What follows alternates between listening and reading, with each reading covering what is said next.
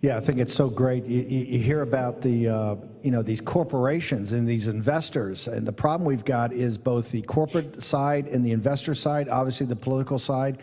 You see, I think the cowardice and not just confronting the Chinese Communist Party, but actually being the business partner to the Chinese Communist Party.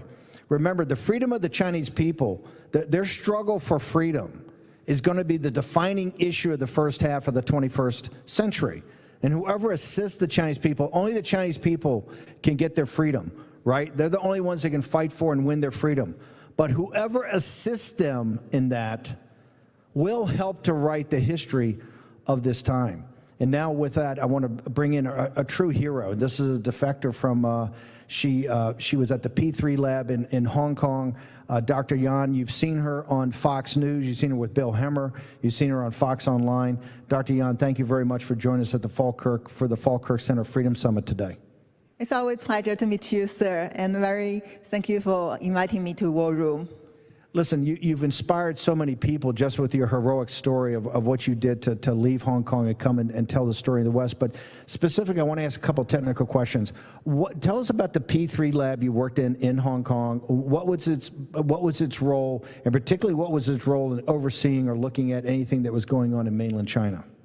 So the P3 lab I work in Hong Kong actually belong to the University of Hong Kong and the School of Public Health. So the head, Prof. Pierre Malik, and also the other head, Professor Liu Peng, both of them are the WHO consultant for both emerging disease influenza and also new coronavirus. And we are the WHO reference lab.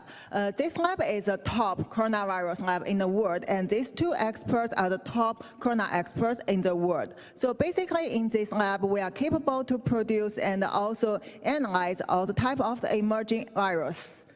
The reason this lab is so important, and the reason it's the correspondent lab to the WHO, SARS that happened in the early part of the 21st century had such potential to destroy China that's what this was set up. And Dr. Gabriel Jung, we talked about him. He's the epidemiologist associated with it.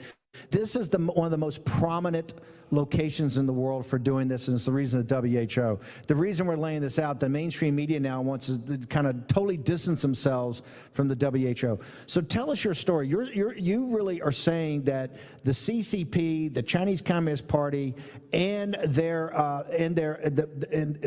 whether it's the Beijing CDC, the entire chain of command knew about the outbreak of this virus in Wuhan and Hubei much earlier than they let on, that they knew about it actually in late December, early January. Explain that. Okay, actually, since the end of December, 31 December 2019, my supervisor, Prof. Liu Peng, assigned me to do some secret investigation about the unknown pneumonia happened in Wuhan. He clearly told me face-to-face that there is unknown pneumonia happened in Wuhan, and it is caused by some SARS-like virus. And we want to know more information.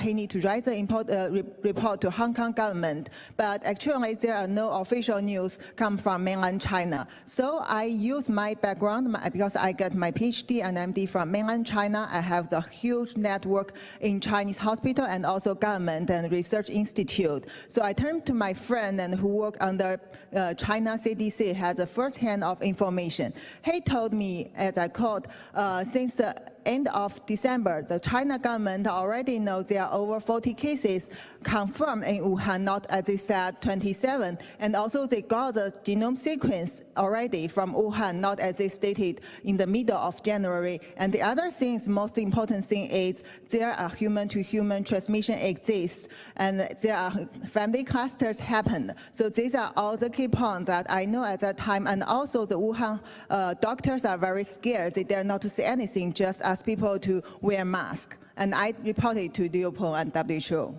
Okay, I just want to make sure we break this down for a second. During this time, people got to remember, I think it was January 14th and 15th, Li He and a delegation of the senior cadre of the Chinese Communist Party was right down the street in the White House, in the East Room, shaking the hand of the President of the United States and signing the first phase of the China deal.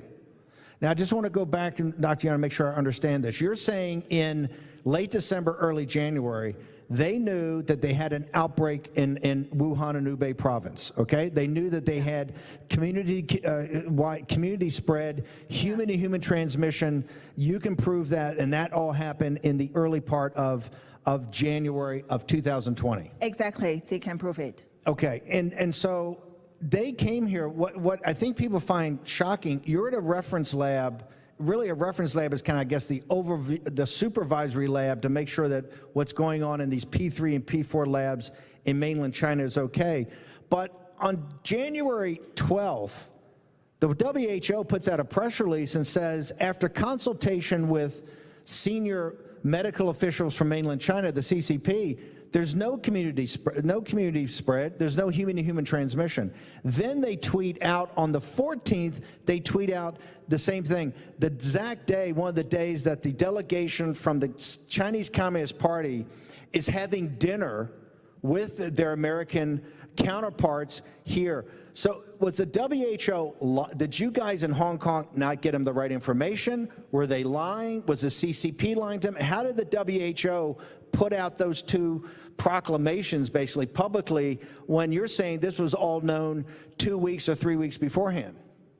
So this also make me surprised at the time, because I know that definitely the WHO experts already know this news, and the CCP government know it even earlier than them. And I don't know why they all collaborate together to hide the truth to the world. And also that's why when mid-January, my supervisor Liu Peng again assigned me to do more secret investigation about this, and I got information. I see no response from him. Then I turned to tell the truth through YouTube media, Mr. Wu, and tell the world in Chinese about the news. Were you ever, we're going to have to jump to a break, but we want Dr. Yan to stay over. We're going to be coming to Miles Guo in the next segment also, but I need Dr. Yan to stay through. Were you ever, first you're assigned to find out what's going on, right, as the head lab technician. Then you start finding out, and it contradicts with what the WHO is putting out. Exactly. Are you warned? Anybody? I mean, do you go to your supervisor and say, "Hey, there's a big disconnect between what the truth is and what's coming out"? And do they say anything to you? Yes, exactly. So since the beginning of the investigation, my supervisor told me to be careful. And then in the middle of January, exactly on 16 January, when he again asked me to do the investigation, he told me that, I quoted him, "Don't cross the red line and be careful, if not you will be disappeared." Dr. Yan, when somebody tells you not to cross the red line, what in your interpretation as someone from mainland China, what is that? What's your interpretation of that? Okay, briefly, let me introduce what is a red line. Actually, there is no visible line. It is in our mind, and it is up to how you understand our CCP policy. And whatever they don't like you to talk or don't want you to touch, it is the red line. And somehow, you sometimes don't know you already go across it, and you get punished, as we know Dr. Li Wenliang. So they essentially threaten you. Okay, I want to turn back to Rahim Kassam to take us out. We're going to come back with Dr. Yan in a minute. We got Miles Guo next segment also. Back to Rahim. Well, thank you, Steve, and thank you, Dr. Yan, the true hero standing up here on stage at the Falkirk Center's Freedom Summit, protecting the Republic from all enemies, foreign and domestic. And I want to remind people that there are some real heavy hitters on the stage today. You're not going to want to miss any part of the day. You've got Frank Gaffney, Rosemary Gibson, Charlie Kirk, Dave Bratt, Senator Ted Cruz, and more. We'll be covering it all on America's Voice.News. War and Pandemic returns with Steve Bannon, Jack Maxey, Rahim Kassam, Dr. Yan after this break. War Room Pandemic with Stephen K. Bannon. The epidemic is a demon, and we cannot let this demon hide. War Room Pandemic. Here's your host, Stephen K. Bannon. Well, welcome back to the presidential ballroom here at the Trump International Hotel in downtown Washington, D.C., where we're hosting the War and Pandemic show live from the Falkirk Center's Freedom Summit. We had a great first day of speeches and panels, action-orientated interviews here yesterday, and we've got another whole day lined up for it. So you're not going to want to go anywhere after War and Pandemic ends. Make sure you stick around on America's Voice. I want to now throw it back to Stephen K. Bannon and Dr. Yan. Yeah, I think this is one of the questions that people have, Dr. Yan. You know, we're literally 2 blocks from the White House. We're in a hotel, a magnificent hotel. The old post office turned into a great hotel by Donald Trump. You're here at the Falkirk Center. We've got great freedom fighters. It's the Freedom Center. This is really a gathering of the China hawks over the next 2 days, right? Later after us, you're going to have the Committee on the Present Danger in the Economic War Room with Kevin Freeman. Just a magnificent day capped by Ted Cruz. What I think people can't understand is Hong Kong University is a revered institution. This P3 lab is kind of revered too. That's why it was a reference lab by the WHO. Dr. Gabriel Loon, Malik, these people are the top of their profession. In fact, they are known as the SARS hunters. The whole purpose of the lab and the prestige of Hong Kong University is because they were so great in finding out about SARS and finding out everything we need to know about SARS. And SARS is such a problem, potential problem, that we know now with the CCP virus is only SARS-2. Why is it that someone that ran actually the technical side of the laboratory, why couldn't you come public and state your case in Hong Kong? Why did you have to flee in the dark of night to the United States? Because once I start to tell it out in Hong Kong, I will immediately get disappeared, like all the Hong Kong protesters who get disappeared without their names even. That is very terrible because CCP government now control both mainland China and overseas, not only for even Chinese-speaking place. And I know, as you guys all know, that censorship for all over the world. So they don't like people to tell any truth against CCP regime, even it's the real truth. I mean, they just want people to know what they want you to know, like how the animal can spread the SARS-CoV-2, which is totally lie, and like how the SARS-CoV-2 come from nature, which is also another lie. And their publication from Bad Woman Shi Zhenli about RATG13 virus, which is a fabricated virus now being questioned by a lot of researchers, but these letters, this report cannot get published because of the censorship in the scientific field. So Dr. Yana, and when you say disappear, you mean disappear like sent to the mainland and put in a prison somewhere. That's what's happening to the Hong Kong freedom fighters. That's what Dr. Yan, you said you're concerned about.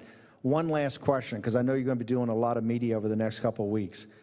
Is this, in your best professional knowledge, is this virus something that naturally came out of a fresh market in Wuhan, or is this something you think is somehow either through a gain-of-function experiment or somehow with some sort of weapons program or whatever came out of the lab in Wuhan? Is this natural or is this not natural?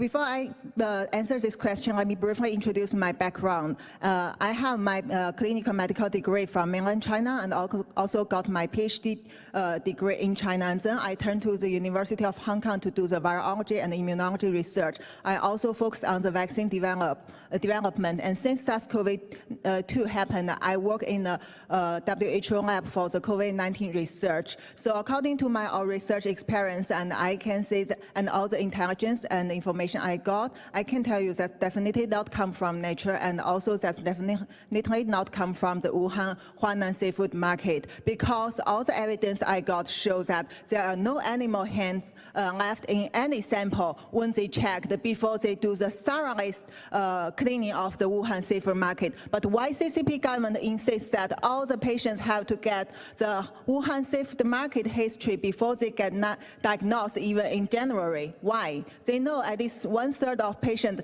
don't have this history. They haven't been to the Wuhan seafood market, and they didn't get any animal hint from these samples. Only one sample from all the 30 samples, environmental samples they get from the seafood market has some virus detected. And these samples are not detected by the real experts from overseas or even Hong Kong. It's just done by the CCP government, and then they show the result to the world and tell you, come on, this is from China's animal. Some animal, maybe people eat bat, eat rat, and eat all the poor animals, innocent animals. They don't know how to speak. They cannot fight with CCP. So they are the scapegoats.